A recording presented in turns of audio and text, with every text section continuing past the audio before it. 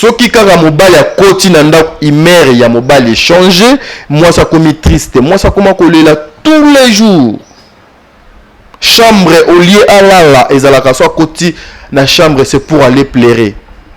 Des fois elle évitait à ce que bana ne va comprendre que maman azolela. Mais papa, si tu veux qu'on te respecte, si tu veux que la femme apaise sa yo place na yo, mais yo peut na place na yete papa. C'est pas ton enfant. C'est pas c'est pas une connaissance à toi. C'est une personne oyo yo na yebo partageaka makambu oyo okotikala ko partager ngona mwana na yote, na maman na yote, na leki na yote, na yaya na yote. Donc c'est une partie de toi, une partie de ta vie. Moi ça moni trop c'est trop, alobi vaut mieux to kabwana. Vaut mieux to kabwana. Ce qui to kabwani et kozala mieux. Na boyi na kufa. Et mobali a beti mwasi à l'agonie. Imaginez-vous na mboka poto, mais mwasi azokoka ko bengela mobali mbila te pona bolingo. Que pona mwasi a yepsi ba parents na ye, nana zonga Kinshasa vivante. Nana zonga Kinshasa ebembe bino bolingi nini? Parce que si on a continué na ndako oyo na kokufa, na kobeba, na perdre déjà santé, na perdre déjà crédibilité, je suis chosifié. Nga soki aye ezakaka atie zemi akei. Asali ba posa oye do azana ngwa akei. Na boya te nazala prête te akosala yango elle va m'imposer. Et des fois aussi je n'ai pas le choix parce que nga na bike aza papa bana nanga mobali nanga. Malgré tout ça, nazaka na place te na motema na ye. Si cette femme a dans la camoise sa prière, peut-être elle allait même perdre sa vie. Pendant tout ce temps, elle a supporté. Pendant 10 ans, s'il vous plaît. Pendant 10 ans. Et Lelo, Mobali Ayondima, Mabenae. Vous êtes sur Top Media TV.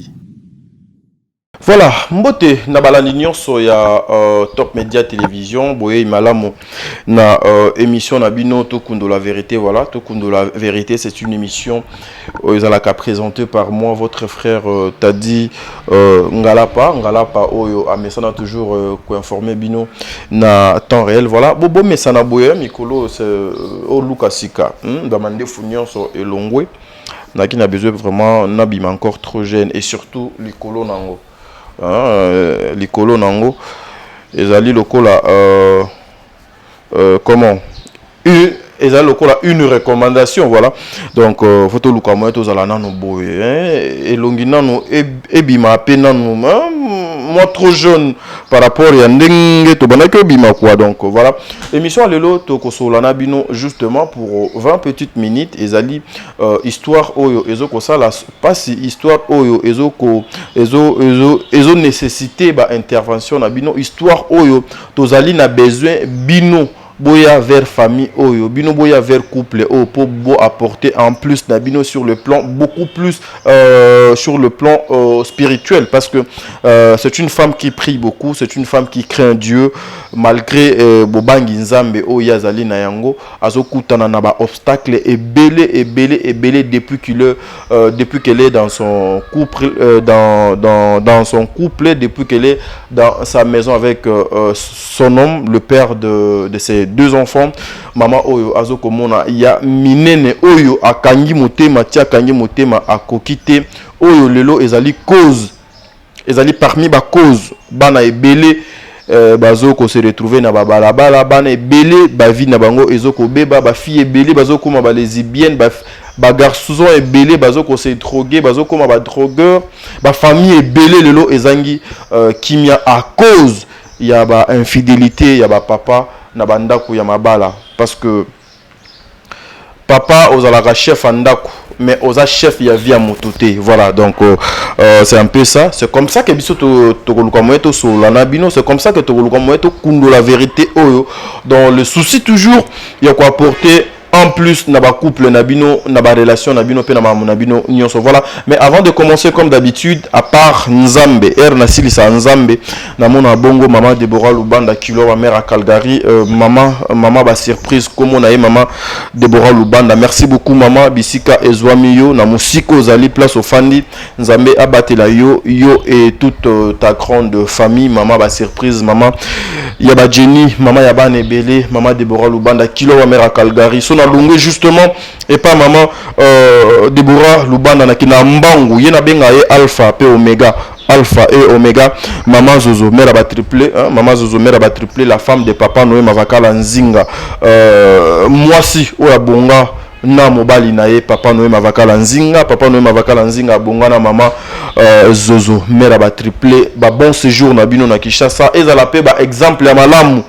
Et pas ya ba couple misusu, pourquoi yo ya ka Kinshasa otikaka mwasi na yo, pourquoi mwasi na yo ayaka Kinshasa tikaka yo mobali na ye na poto. Est-ce que bino mibale bokoki ko ya Kinshasa nzela moko te? Est-ce que bino moko bokoki, est-ce que bino mibale bokoki pe ko ya kokuta na teke na Kisasa awa na ba stress oyo eza awa na Kapela na Shaba na Kinkole na nyonso na chez Mugila kuna Bodino banganda wana nyonso bino boyebi bana poto bokenda ngo pe na mama ndenge mama Zozo na papa Noé bakendaka. Voilà, aujourd'hui nous allons vous donner cette histoire ezoko sala vraiment passé depuis mboka ya Belgique kuna maman Nabiso Brita, parce que je me pas na banda ngone bandeli so na lobina banane bandeli, ça va me prendre vraiment du temps, comprenez. Je vais donner l'essentiel pour que ça vous donne quand même l'idée, et puis beau tinde la message nabino, beau commenter, beau comment na numéro oezawana. Mais moi ce que et ça l'anga passe, c'est lorsque nous passons comme ça à la télé, c'est pour apporter en plus. Il y a beaucoup de couples aujourd'hui, il y a beaucoup de relations au lelo et tongami likolo ya mabanga au lelo ezali na ba fondation ya ba brique ya mabe au lelo ezoko tongama bien te ope ezo senga pe peut-être yo maman oloba o ezo senga pe peut-être yo papa oloba. Donc c'est comme ça que nous voulons apporter en plus na couple oyo bazali na besoin ya lisungi. Mama Brita abotami na Kasavubu awa abotami na Kasavubu akoli na Kasavubu Nzambe asali grâce ka ndenge batambolaka aya okutana na ndeko na biso moko ndeko wana abano fana na Belgique akena déjà poto depuis longtemps, akena déjà poto depuis longtemps aya ka Kinshasa awa so ye Kinshasa abano kutana na ndeko na biso Brita bazalaka na ye bafandaka na ye basalaka makambo na bango vraiment ensemble menaka vie na bango ensemble bino moko boyebi. Il y a beaucoup de frères au bana poto wana quand ils arrivent à Kinshasa matière eux allaient exploiter beaucoup plus, c'est la femme. C'est la femme, il faut qu'on se le dise. Et ça, parce que je suis un homme, je dois protéger ma benabino. Non. Matière eux allaient exploiter beaucoup plus à Kinshasa et à moi aussi. Voilà. Et c'est comme ça. Et Rabanaki ko vivre nan de Kouana. La dernière fois, Erayaki Kinshasa awa. Bakie basalima na bangonde ba mesana ko sala nan de Brita. Voilà, c'est comme ça que moi je disais mes sœurs, vous devez vous protéger. Nous avons qu'une seule vie ezalaka na singlier. Il y a aucun sentiment qui peut coûter la vie d'une personne.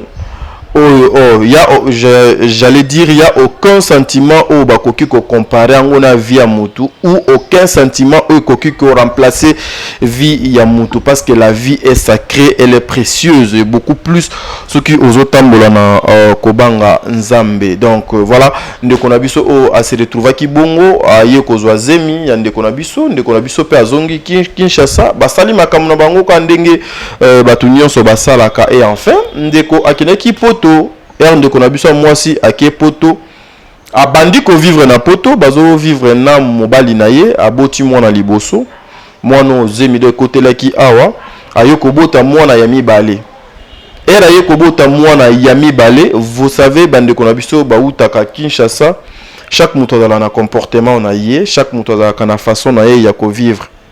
Notre sœur ici, par rapport à l'histoire au Pesibiso, elle était vraiment soumise. Elle était soumise à Banakyo que la mobile il est tellement macasse et jusqu'à tel point que mobile a komaki koluka ko sotele yeti na zolo expression bisoto to utilisaka biso ba congolais et voilà. Banaki ko akomaki ti na niveau ya koluka ko sotele ti na tolo soumission na ye komiki ti sana ye et pas mobali et komaki lokola faiblesse. Voilà. C'est comme ça Nzambe aye ko sunga erne de kona komi na poto mobali amonyo kola ye makasi. Quand je dis konyo kola makasi, c'est sur tous les plans. C'est sur tous les plans mobali abanaki konyo kola ye ndeko kutu na zemi mobali a bétaillé sérieusement akina ko se retrouver na hôpital parce que la femme voulait assez que ye na mobali na ye ba téléphone na bango ezala na secrété que téléphone ya mobali nanga na zape na droit na zui na bengi mutu na téléphone ya mobali nanga que téléphone ya mwasi nanga j'ai aussi le droit na zui na yebisi maman je veux récupérer ton téléphone, je vais effectuer un appel ou maman je vais utiliser ton compte Facebook. Voilà. Moi si à reprocher papa mais papa ndenge nini depuis tout ce temps oyonanga tozala na ndaku tu te donnes beaucoup plus na téléphone na yo que ngai onaza mwasi na yo. Papa faisait des fois mon akobima boyaki 2-3 jours akozonga ndaku te soki aye kaka ba raison ti mwasi lokola pe amonaki akomi na suka lobi non trop c'est trop faut na luka moyen na comprendre makambo sus pour na luka moyen na comprendre exactement qu'est-ce qui se passe où mobali oyo makambo nini asalaka à part au vie ongana ye to yebi anandaku. C'est là où moi je dis bandeko biso moko bato to créaka infidélité. Biso moko bato to créaka infidélité. Na mwa biloko ya mikie oyo biso to pozaka ba acte na biso devant bato biso to lingaka esalaka ya malamu. Il faut poser des actes responsables et surtout lorsque tu es en face de ta femme. La Bible nous dit ceci, l'homme quittera papa na ye na maman na ye et s'attachera à sa femme bango mibale ba koma mutu moko. Lorsque yo na mwasi na déjà olongwe pa ba parents OK o s'attacher na mwasi wana faut beaucoup mana ye eloko moko. Mais qu'est-ce qui t'empêche que toi mon frère, toi mon papa, mon yaya okoma yo na mwasi na yo wana eloko moko juste à cause il y a des sentiments mokili, à cause il y a des désirs charnels, à cause il y a des sentiments mobozali éphémères et okoluka moye o sacrifier ndaku na yo mwasi na yo oyo ayebi bosoto na yo oyo yebi bosoto na ye oyo peut-être azali mwasi liboso ya kokomiso papa na vie na téléphone. Est-ce que le téléphone est koki kosomba vie ya moto? Est-ce que le téléphone est koki kosomba bolingo et pas ya moto? Est-ce que le téléphone est koki ko remplacer mwasi na yo na ndako? Eloko nini ezali ya motu ya na kati ya téléphone koleka kocha mwasi na yo à l'aise na ndako ya libala? Et d'ailleurs logiquement mwasi akoki kozala na sekele te na ndako ya libala na ye, mobali pa akoki kozala na sekele te oyo mwasi ayebi te. Parce que la femme accompagne son mari, son homme. La femme azali oyo ezangaki mobali ou oyo ezangaka mobali po mobali akoma complet. Yende mwasi lokola mwasi aye a compléter yo papa, mets tout à sa disposition. C'est ce qui donne la bonne santé na kati couple. C'est ce qui permet à ce que bana bazala na santé ya malamu, bana bazala mayele, couple ezala na sengo etonga malikolo ya parole de Dieu. C'est comme ça. Moi si a réclamaka likambo ya téléphone a posaka mobali na ye. Papa, est-ce que ton téléphone et les kingai nakatsandaku oyo? Est-ce que papa, ton téléphone et les ki bana na yo nakati yandaku o bano yo ozo négliger bano yo moko oboti? Je pense que à la présence de ces deux enfants, cette dame a été tabassée et Azaka na zemi akindako se retrouver na hôpital. Et l'hôpital wana mobali wana pe ayete. Ndekona mobali akenda na hôpital te pendant que cette dame azo nyoko manakati hôpital, ye azo ko renier na basi misusu libanda. Azo renier na basi misusu. Et moi je me pose na tout la question. Ici, ezali leçon te on a opé sa papa mobo ou bien on a opé sa maman mobo ou bien on a opé sa batou moko boy. Mais ici, je veux juste comme ma bino vers ba réflexion mobo pour na kola ki sa biso ou bino que tout ce que nous faisons ce sont de bêtises ou bien oignon tout ça la ka perte de temps, perte ya énergie et puis oignon so biso tout ça la ka gaspillage. Tu as une femme à toi à la maison, celle qui est disponible pour na yo, na temps nyonso, na minute nyonso, na seconde nyonso.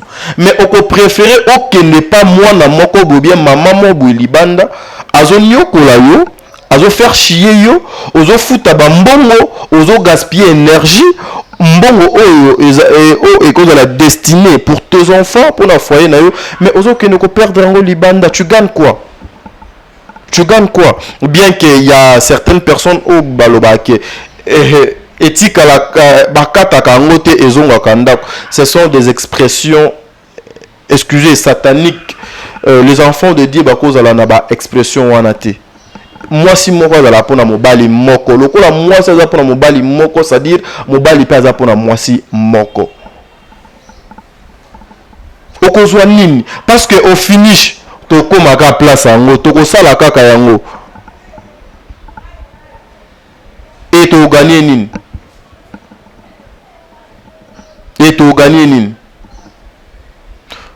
ba raison misusu do ezalaka que non cette femme était impolie, cette femme soumission ezala quitté, cette femme est sale, cette femme azaboy mais dans tout ça un homme ou alingaka mobali na même si la femme a des défauts, c'est ton devoir papa. Comme ça ba défaut il y a moi sinon ba qualité. Cette femme là si elle est impolie, papa, tu as des possibilités mosusu oh il y a quoi porter en plus na yo et pas moi si na yo, comme c'est ndenge yo olingaka parce que moi si atambola selon son homme et l'homme atambola selon sa femme.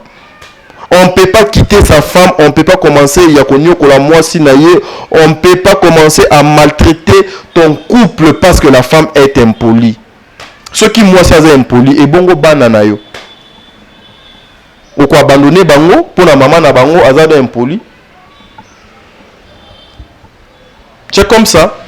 Les Nzambe aya ko sala ndeko na moi si grâce abimaki na ye hôpital. Bambongo oyo bafuta kabana. Bandeko na biso apoto boyebi ezali bambongo wana o papa wana ndeko na biso mobali atielaka mama oyo mal à l'aise na ndako.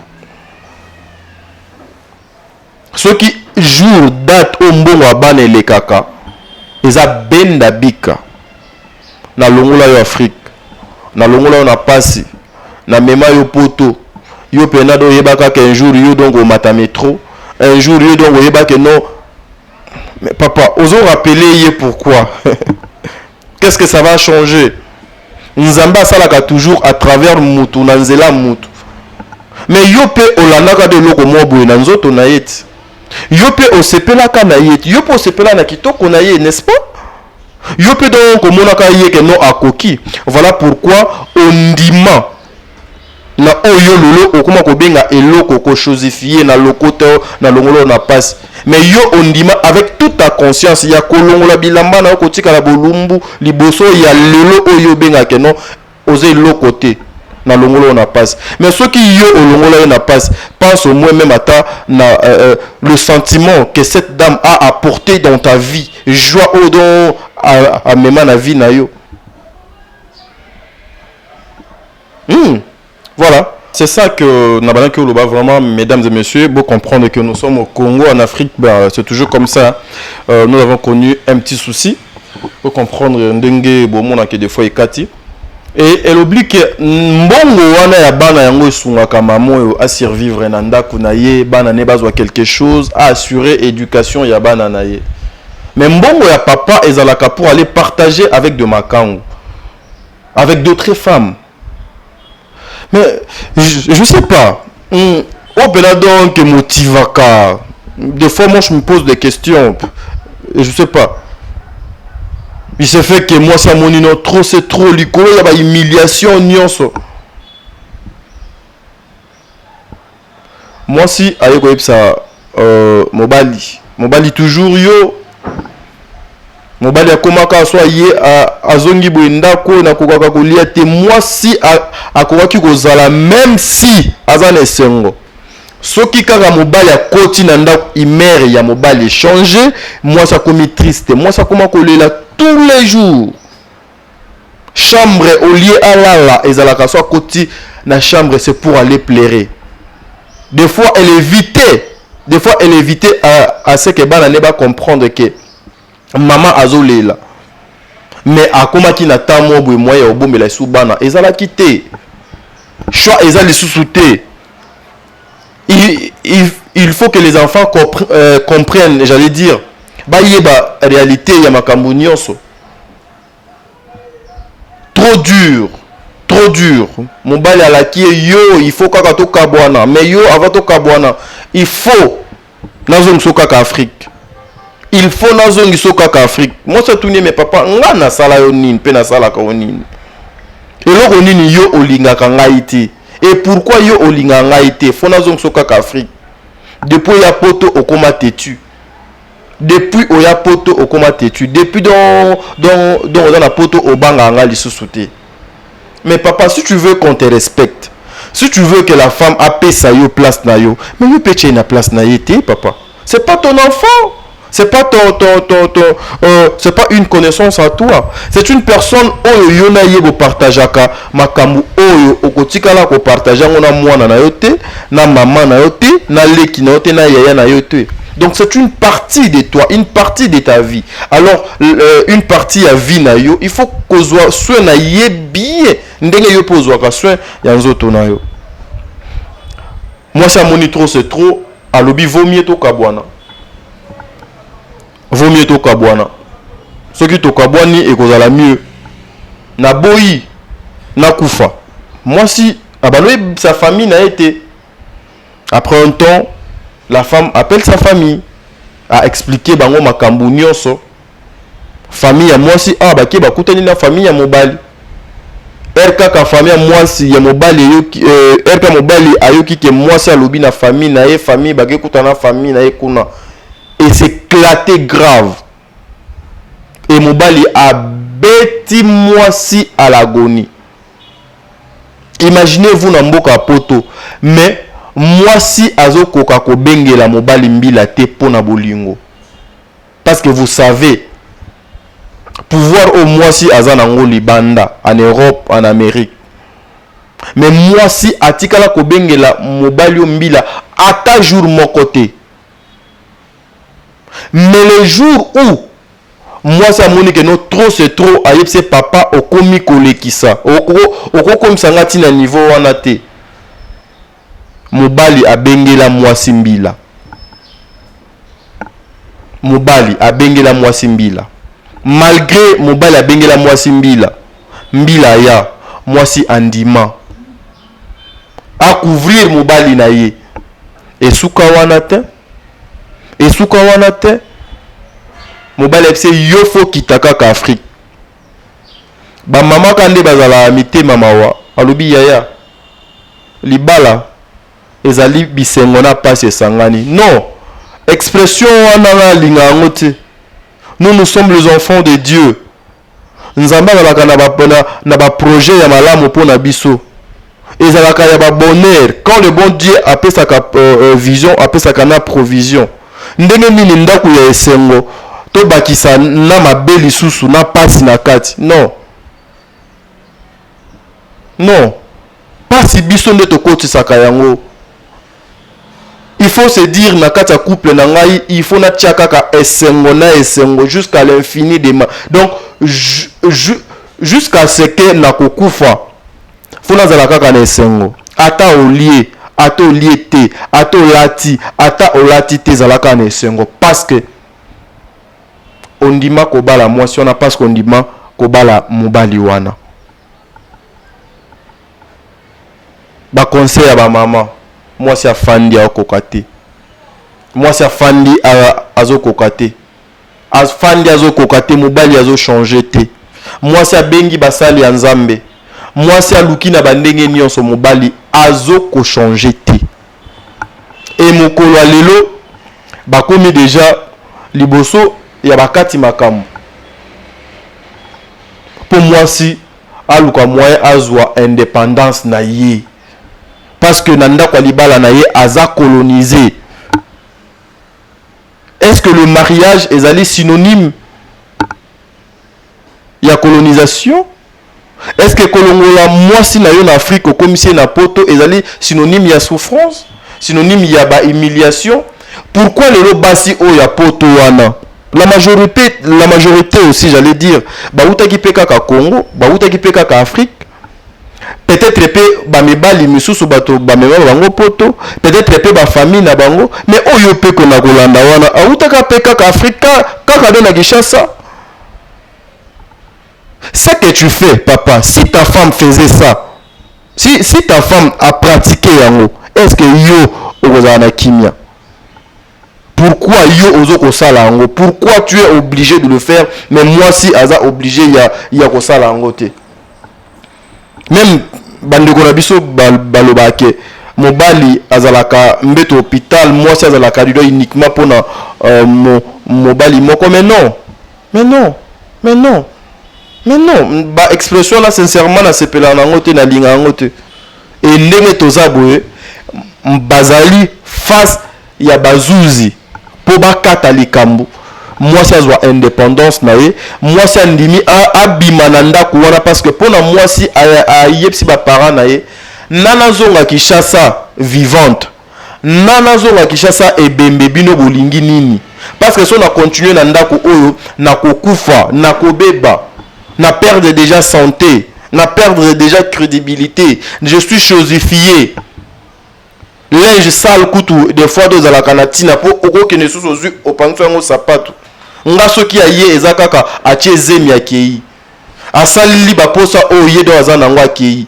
Naboya te naza la prête te akosala yango elle va m'imposer. Et des fois aussi je n'ai pas le choix parce que nga na bike aza papa bana nanga mobali nanga. Malgré tout ça, nazaka na place te na motema na ye. Et mobali lelo aye ko senga pardon. Depuis que cet homme a demandé pardon, ça fait déjà 2 semaines. Et tout a été suspendu. Bino bato apoto boye bindenge makamna bino donc ça les makamwa na fanda ka na kisasa mboka ya stress mboko l'équipe poto na stress. Mobali aye ko senga pardon. Alors bi moi si limbisanga. Je suis prêt à réparer mes erreurs. Et moi si avec sous la confiance à mobalité, vu au nion son mobile donc à s'allier. Vu au nion son papa à Monissier. Vu au nion son papa à Tamboussier, Basendo papa à Niatissier.